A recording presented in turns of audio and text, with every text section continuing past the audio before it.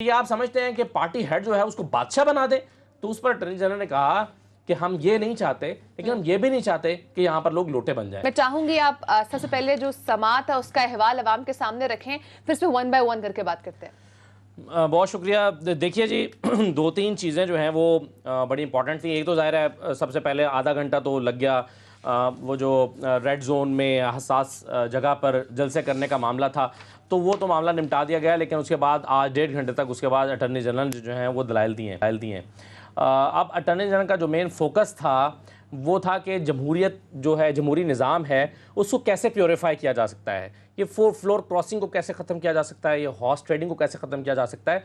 और उन्होंने 1992 के ख्वाजा अहमद तारिक रहीम के केस का हवाला भी दिया कि जब उस वक्त सुप्रीम कोर्ट में ये मामला आया था तो उस पर जस्टिस उमर अता बंदयाल साहब ने, चीफ जस्टिस ऑफ पाकिस्तान ने हैरत का इजहार किया। उन्होंने कहा ये 1992 की बात है और आज हम दोबारा खड़े 2022 में इस पर बात कर रहे हैं, यानी इतने सालों में वहीं के वहीं खड़े हैं और बहुत कुछ इसमें हो चुका है इस दौरान में, और फिर हम भी खड़े बात कर रहे हैं। तो इसलिए चीफ जस्टिस जो अटॉर्नी जनरल ऑफ पाकिस्तान है ख्वाजा जावेद खान साहब, वो चाहते हैं कि इस मामले को वंस फॉर ऑल जो है वो निपटाया जाए और चीज़ें तय की जाए। यही वजह है कि जब बलूचिस्तान की बात आई एक जगह पर कि बलूचिस्तान, एक जज साहब ने पूछा कि बलूचिस्तान में भी तो यही हुआ है, तो उस पर उन्होंने ख्वाजा जावेद खान साहब ने जवाब दिया कि वहाँ पर हुआ तो किसी ने आर्गू नहीं किया, और अब अगर यहाँ पर चीज़ें तय हो जाएंगी तो दोबारा, और इसी वजह से वो पतली गली से निकल गई, उन्होंने अल्फाज इस्तेमाल किए, और अब यहाँ पर जब डिफाइन हो जाएगा तो दोबारा वहाँ पर ऐसा नहीं होगा। यानी एक दफ़ा ये हिस्टोरिक मोमेंट है, यहाँ पर चीज़ें डिफाइन हो जाएंगी तो फ्लोर क्रॉसिंग नहीं होगी। ठीक है। एक मौके पर जाकर जस्टिस उमर अता बंदयाल साहब ने, चीफ जस्टिस पाकिस्तान ने ये वाजे किया कि बुनियादी तौर पर हमें दो चीज़ों को देखना है।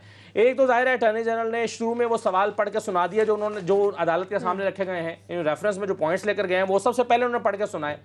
लेकिन डिस्कशन के दरमियान में जाकर, आर्गूमेंट्स के दरमियान में जाकर चीफ जस्टिस ऑफ पाकिस्तान ने एक मरतबा कह दिया, उन्होंने कहा दो चीज़ें हमारे सामने हैं। एक तो है कि what is the length of disqualification, कितने अरसे के लिए है ये नाअहली, ये डीसीट होने का मामला है, अगली टर्म में दोबारा आ जाएंगे, या 5 साल के लिए नाअहल हैं या ताहयात नाअहल हैं। एक तो ये जो है वो डिफाइन होना है। दूसरा उन्होंने कहा कि व्हेन डज इट स्टार्ट, ये शुरू कब से होगी। यानी एक शख्स ने, एक पार्लियामेंट के मेंबर ने अगर ये फैसला कर लिया कि मैं अपनी पार्टी के खिलाफ वोट दूंगा तो तभी से वो नाअहल हो जाएगा, या फिर अगर वो वोट डालने चला जाएगा तो हो जाएगा, या वोट डाल देगा तो हो जाएगा, या उसका वोट काउंट होगा या नहीं होगा। तो ये वो बुनियादी चीज़ है जिस पर सुप्रीम कोर्ट ने देखना है, और ये जजेस ने अपना माइंड क्लियर किया कि हमें ये चीज़ देखनी है। एक चीज़ जो आज रिपोर्ट होती रही, मैं समझता हूँ अदालत में, मीडिया में, चीफ जस्टिस के रिमार्क्स के हवाले से, कि उन्होंने कहा कि यानी वोट डाले बगैर 63A ट्रिगर ही नहीं हो सकता, ये उनके बयान के तौर पर इसको चलाया गया। मेरी अंडरस्टैंडिंग ये है कि ये इस्तफहामिया अंदाज में उन्होंने पूछा था, एक क्वेश्चन के अंदाज में। तो क्या आप ये कह रहे हैं कि ये जब तक 63 यानी जब तक वोट नहीं डाला जाएगा तब तक 63A ट्रिगर ही नहीं होगा, तो यानी वोट तो पड़ेगा। तो इस पर अटॉर्नी जनरल ने कहा कि हाँ वोट डलेगा, लेकिन वो वोट काउंट होगा या नहीं होगा इसकी तशरीह होना बाकी है। तो मेरा ख्याल है अगर आधी खबर चला दी जाएगी और अटॉर्नी जनरल का हाँ के बाद वाली बात नहीं चलाई जाएगी तो उसका मतलब तब्दील हो जाएगा। तो ये जो बात है कि जी कि वोट तो डलेगा, लेकिन ये वोट काउंट होगा या नहीं होगा, तो अगर जब वोट काउंट नहीं होगा तो डलना या ना डलना इंपॉर्टेंट नहीं है। फिर मेरा ख्याल है तो काउंट तो नहीं होगा, फिर तो उसकी कोई अहमियत नहीं रहेगी। एग्जैक्टली यही तशरीह के लिए अटॉर्नी जनरल चाहते हैं कि अदालत इसकी तशरीह करे। तो ये मैं समझता हूँ कि ये इंपॉर्टेंट चीज़ है। फिर उसके अलावा आज एक और हवाला भी अटॉर्नी जनरल पाकिस्तान ख्वाजा जावेद खान साहब ने दिया। उन्होंने 1993 के मियां मोहम्मद नवाज शरीफ केस का जिक्र किया। उन्होंने कहा कि नवाज शरीफ की हुकूमत ख़त्म कर दी गई, गुलाम इसाक खान साहब के साथ ज़ाहिर उनके प्रॉब्लम्स थे। तो जब नवाज शरीफ को हटा दिया गया तो उन्होंने अदालत से रजू किया और अदालत ने उनकी हुकूमत को बहाल किया, ये कहकर कि एक शख्स 5 साल के लिए मुंतखब होकर आया है तो ये 5 साल अपनी मुद्दत पूरी करेगा। हालांकि उनको हटाने का इख्तियार जो है उस वक्त के सदर के पास मौजूद था, गुलाम इसाक खान के पास, लेकिन फिर भी अदालत ने इसकी तशरीह की कि नहीं, एक शख्स 5 साल के लिए मुंतखब होकर आया है तो 5 साल से पहले उसको टर्मिनेट नहीं किया जा सकता। टर्मिनेशन का वर्ड इस्तेमाल किया आज अटॉर्नी जनरल ने। तो इस केस को रेफरेंस बनाकर हवाले के तौर पर पेश किया गया और कहा कि जब उस वक्त 1993 में, वो तो फिर बात के सियासी हालात अलग हैं कि लड़ाई इतनी बड़ी कि फिर आर्मी ने, उस वक्त के आर्मी चीफ ने इंटरवीन किया और दोनों को घर भिजवा दिया, वो एक अलग मामला। लेकिन अदालत का बहरहाल एक प्रेसिडेंट के तौर पर एक डिसीजन मौजूद है, तो उसका हवाला भी दिया गया कि जब उस वक्त एक वज़ीर आज़म को 5 साल की मुद्दत पूरी करने का फैसला दिया गया था, तो आज भी एक वज़ीर आज़म को 5 साल की मुद्दत पूरी करनी चाहिए। यही वजह है कि अटॉर्नी चाहते थे कि 2-3 आइन के आर्टिकल आर्टिकल्स को मिलाकर देखा जाए, 62 को 63A के साथ और फिर 95 के की क्लॉज 6 के साथ मिलाकर देखा जाए, और इस पर को जस्टिस एजाजुल हसन ने बड़ी इंपॉर्टेंस दी, खासतौर पर 95(6) को। उन्होंने बार बार पूछा कि क्या आप ये चाहते हैं कि इसको मिलाकर पढ़ें, तो उन्होंने कहा कि जी मैं हम चाहते हैं इसको मिलाकर देखें। तो इन आर्टिकल्स को मिलाकर देखकर ये अभी पॉइंट एस्टैब्लिश होना है, अभी तो आगाज हुआ है, और खुद चीफ जस्टिस ने कहा कि मुझे नहीं लगता कि हम ये 2-3 दिन में मामले को समेट पाएंगे, यानी कि इस मामले को हल करने के लिए भी टाइम चाहिए होगा। तो सिद्दीक, अगर मैं आपकी तरफ मूव करूं, इसी मामले के ऊपर नून लीग और JUI फे ने पे तहरीरी जवाब भी जमा करा दिए हैं और सुप्रीम कोर्ट बार भी ऑब्वियसली इसको देख रही है, तो आप क्या अभी समझ रहे हैं जो अटॉर्नी जनरल साहब के आज के दलाइल थे वो कितने स्ट्रॉन्ग थे? देखिए, अटॉर्नी जनरल पाकिस्तान खालिद जवेद खान साहब ये कहना चाहिए कि आज उन्होंने ज़बरदस्त दलाइल दिए, ज़बरदस्त उन्होंने अपना केस लड़ा, और वो अदालत के कह रहे हैं कि ये सिर्फ हमारा मसला नहीं है, ये पाकिस्तान का सवाल है, ये पाकिस्तान के मुस्तकबिल का सवाल है। और अटॉर्नी जनरल पाकिस्तान ने वो सवालात उठाए जिन सवालात पर जजेस ने बहुत से सवालात पर उनके साथ इत्तफाक किया। मसलन अटॉर्नी जनरल पाकिस्तान ये कह रहे हैं कि पाकिस्तान का जो आइन है वो ये कहता है कि पाकिस्तान का जो पार्लिमानी निज़ाम है, तो वो पाकिस्तान के अंदर जो निज़ाम होगा पार्लिमानी निज़ाम, ये बुनियादी ढांचा है। अब मसला ये है कि ये बुनियादी ढांचा जो है ये कहाँ पे खड़ा है, ये सियासी जमातों के ऊपर खड़ा हुआ है, क्योंकि सियासी जमातें इलेक्शन जीत के आती हैं और वो आगे हुकूमत बनाती हैं। तो सियासी जमातें जो हैं अगर वही इतनी कमज़ोर हो जाएंगी, और ये कहा जस्टिस मुनीब अख्तर साहब ने कि सियासी जमातें इंस्टीट्यूट्स की तरह हैं, इंस्टीट्यूशंस हैं, और जब आप इनको कमज़ोर करेंगे तो इससे तो जमहूरियत कमज़ोर होगी। और आज अगर एक जमात की हुकूमत गिराने के लिए दूसरी जमात 20 बंदे खरीद लेती है, कल को तो फिर कोई और जमात बल्कि सीधे कि उनका एग्जैक्टली जुमला था कि हमारा जमहूरी निजाम जो है ये पार्टी सिस्टम के पिलर पर खड़ा है, तो वो पार्टी सिस्टम को बड़ी इंपॉर्टेंस दी उन्होंने आगे। बिल्कुल ऐसे ही है। और फिर उन्होंने ये कहा कि देखें, जब कोई टिकट लेता है किसी भी जमात का, तो उसको पता है कि आर्टिकल 63A मौजूद है, और उस आर्टिकल 63A में क्या लिखा हुआ है कि आप आईनी तरमीम के ऊपर, आप वज़ीर-ए-आज़म के इंतखाब के ऊपर, आप वज़ीर-ए-आज़म के खिलाफ अदम एतमाद के मामले पर, और आप जो है वो बजट के मामले पर आप अपनी पार्टी के मौक़िफ़ के साथ खड़े होंगे, आप इसके खिलाफ नहीं जा सकते। और अटॉर्नी जनरल पाकिस्तान ने बहुत इंपॉर्टेंट बात की। अटॉर्नी जनरल पाकिस्तान ये कहते हैं कि भाई अगर किसी को ज्यादा उसका ज़मीर तंग कर रहा है तो उसका एक आसान तरीका है, ऑनरेबल तरीका है कि वो मुस्ताफी हो, अवाम में जाए, दोबारा जीत कर आए। और अटॉर्नी जनरल पाकिस्तान ने कहा कि ये कैसे, आप देखें ये कैसे हो सकता है कि एक शख्स इमरान खान के नाम पर, तहरीक इंसाफ के निशान पर वोट लेकर आया है, और अब वो कहता है कि मैंने इमरान खान की हुकूमत गिराने के लिए इस्तेमाल होने,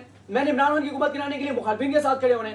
उन्होंने कहा कि वो फिर मिसाल आई कि एक शिप है, वो उस शिप को डुबोने के लिए जो है वो उससे उतर है। उन्होंने कहा नहीं, वो ना सिर्फ ये कह रहा है कि मैं इस शिप से दूसरे शिप में जा रहा हूँ, क्योंकि बल्कि ये बात हुई थी कि उन्होंने कहा था कि एक शिप से उतर के वो दूसरे में जा रहा हूँ। उन्होंने कहा सिर्फ ये नहीं है कि वो दूसरे शिप में जा रहा है, वो कह रहा है मैं उसमें जाऊंगा और इसको डुबाऊंगा।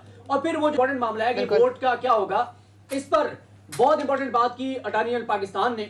उन्होंने कहा कि देखें, एक शख्स फायर करता है, फायर जब वो शख्स करता है तो फायर तो उसने कर दिया, उसको तो आप सजा देंगे ही देंगे ना कि इसने फायर कर दिया। आगे वो फायर कहां जाके लगा है, किसको जाके लगा है, क्या हुआ है, वो अलग मामला है। कहना वो ये चाहते हैं कि एक शख्स वोट अगर डाल देता है और उसका वोट काउंट करना है या नहीं करना ये तय करेगा स्पीकर, ये इस्तेहकाक है, इख्तियार है स्पीकर का। लेकिन उसने क्योंकि डिफेक्शन कर दिया है तो उसको आप सजा जरूर देंगे। और उन्होंने बहुत ज्यादा इसके ऊपर बात की। उन्होंने कहा कि, और ये बात इमरान खान साहब ने कल भी कही थी। देखिए, इमरान खान साहब का एक पॉइंट बहुत इंपॉर्टेंट है जो कल उन्होंने हमारे साथ मुलाकात में कही थी कि अगर किसी भी बैरूनी कुव्वत ने किसी भी हमारे जैसे मुल्क के अंदर अगर उसकी हुकूमत गिरानी है और उसको 20 लोगों को खरीद के हुकूमत वो गिरा सकता है, तो उसको क्या जरूरत है इराक में जो उसने सद्दाम को निकालने के लिए किया, उसको क्या जरूरत है इतनी बड़ी जंग करने की।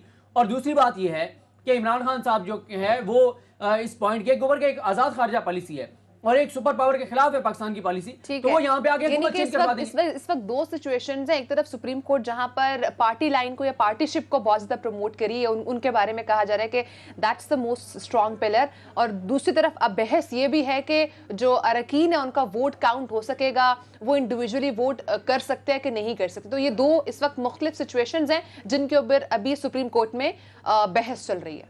जी बिल्कुल ऐसे ही है। और अब इसका जो नतीजा होगा वो क्योंकि आज ये पूछा उमर रज़ा बंदयाल साहब चीफ जस्टिस पाकिस्तान ने कि ये बताएं कि क्या आप चाहते हैं कि ये अर्जेंट है और ये वोटिंग से पहले इसके ऊपर होना चाहिए। उन्होंने कहा जी बिल्कुल ही अर्जेंट है, उससे पहले होना चाहिए। दोनों पार्टियों ने इत्तेफाक किया, इसलिए कल उमर रज़ा बंदयाल साहब ने समाअत रखी है जुमे के बाद। हालांकि जुमे वाले दिन कल एक जज साहब काजी अमीन साहब रिटायर हो रहे हैं, उनका रेफरेंस भी है, उसके बावजूद जुमे के बाद रखा है। और हम ये देख रहे हैं कि उमर रज़ा बंदयाल साहब जो हैं वो जितनी तेज़ी के साथ मुकदमात को निपटा रहे हैं और जो लार्जर बेंच बन रहे हैं वो 1 बजे के बाद बनते हैं। जजेस 1 बजे के बाद बैठ के 3 बजे 4 बजे तक केसेस सुनते हैं ताकि जो आम साइलिन हैं, जो सबसे ज्यादा सुप्रीम कोर्ट इस वक्त उनको तरजीह दे रही है कि जो इतने दूर दराज से आते हैं, ताकि उनके केसेस जो है वो डिले ना हो।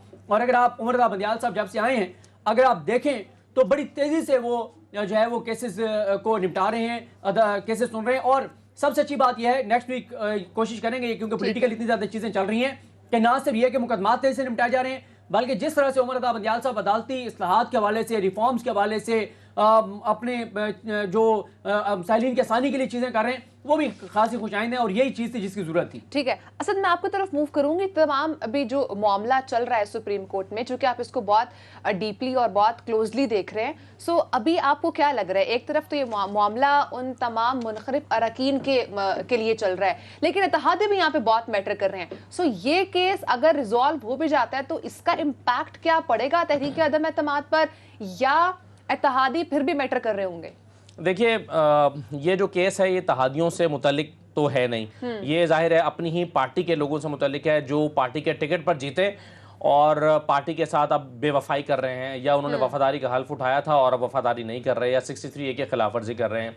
तो ये केस उन्हीं से मुतल्लिक है। अगर वो अपोजिशन के नंबर इत्तेहादियों को साथ मिलाकर होते हैं तो ये तो हुकूमत खुद कहती है कि इत्तेहादियों की आइन का आर्टिकल 63 जो है वो इत्तेहादियों पे लागू नहीं होता, इत्तेहादियों के जरिए से अगर हुकूमत गिरती है तो वो गिर जाएगी।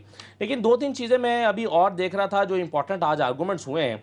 मिसाल के तौर पे जस्टिस जमाल बंदोखेल साहब ने ये सवाल किया कि क्या ये जो एक्ट है ये एक परमिसिव फ्लोर क्रॉसिंग नहीं है, यानी आइन क्या उनको ये इजाज़त नहीं दे रहा कि ठीक है आप अगर फ्लोर क्रॉसिंग करना चाहते हैं तो कर लें, लेकिन कॉन्सिक्वेंसेस को फेस करें। फिर जस्टिस मुनीब अख्तर साहब ने भी इसी सवाल को दूसरे अंदाज में दोहरा के पूछा कि ठीक है अगर एक बंदा कहता है कि मैं पार्टी पॉलिसी के खिलाफ जा रहा हूं और फिर मैं कॉन्सिक्वेंसेस को फेस करूंगा तो फिर आप क्या कर सकते हैं?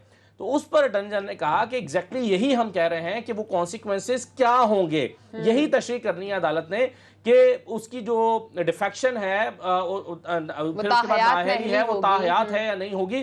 तो यही तो वो कह रहे हैं कि हमने करना है अगर कोई फर्द जो है वो कर लेता है। फिर एक सवाल और भी हुआ कि क्या किसी शख्स को जो है, क्या किसी लेजिस्लेटर को बेशकली नाअहल करना चाहते हैं? तो उस पर अटॉर्नी जनरल ने अपना माइंड क्लियर किया कि जी हाँ हम तो चाहते हैं कि ताहयात नाअहली हो। तो उन्होंने पूछा कि क्या किसी लेजिस्लेटर को अपना एंगर दिखाने का कोई हक नहीं है कि अगर वो नाराज है पार्टी से? वो कहा जी अगर उसने एंगर दिखाना है तो फिर वो पार्टी रिजाइन करे, दोबारा से किसी और पार्टी का टिकट ले, वहां जाकर लड़े, ये इसका एक आईनी रास्ता और तरीका है। तो यहाँ लेकिन यहाँ पर एक ये क्वेश्चन भी तो हो सकता है ना असद के अगर वो जो भी रुकन है अगर उसका प्रॉब्लम ही रिजॉल्व नहीं होगा तो उसका क्या सोल्यूशन यही है कि वो पार्टी से रिजाइन करे, किसी और पार्टी का हिस्सा हो जाए? एग्जैक्टली अटॉर्नी जनरल के मुताबिक तो यही है कि अगर आप अपनी पार्टी से नाराज हैं और आप समझते हैं कि आप जैसे आप जनरली जो मुनहरिफ अरकान है वो क्या कह रहे हैं, वो कह रहे हैं हमारे काम नहीं हुए, हम हल्कों के लिए पैसे मांगते रहे, तकियाती बजट मांगते रहे, हम लोगों आवाम की भलाई के लिए कहते रहे, लेकिन हमारे काम नहीं हुए। अब ये उनका एक शिकवा है, सही है या गलत है वो एक अलग बहस है। लेकिन अगर वो समझते हैं कि उनका काम नहीं हुए, अपने लोगों को वो अपना मुंह नहीं दिखा सकते, तो फिर अटॉर्नी जनरल के मुताबिक, हुकूमत के मुताबिक, और वो उनकी आइन की तशरीह ये है कि ऐसे में उनके पास रास्ता ये है कि वो हुकूमत को छोड़ दें, वो इस्तीफा दें, सीट खाली करें, दूसरी पार्टी का टिकट लें और ज़िमनी इंतखाबात में आ जाएं। ठीक है, तो ये एक रास्ता जो है वो उनको दिखाई देता है। उसमें एक सवाल ये भी हुआ कि आप समझते हैं कि पार्टी हेड जो है उसको बादशाह बना दे? तो उस पर अटॉर्नी जनरल ने कहा कि हम ये नहीं चाहते, लेकिन हम ये भी नहीं चाहते कि यहाँ पर लोग लोटे बन जाए। ये लफ्ज़ उन्होंने अदालत में इस्तेमाल किया।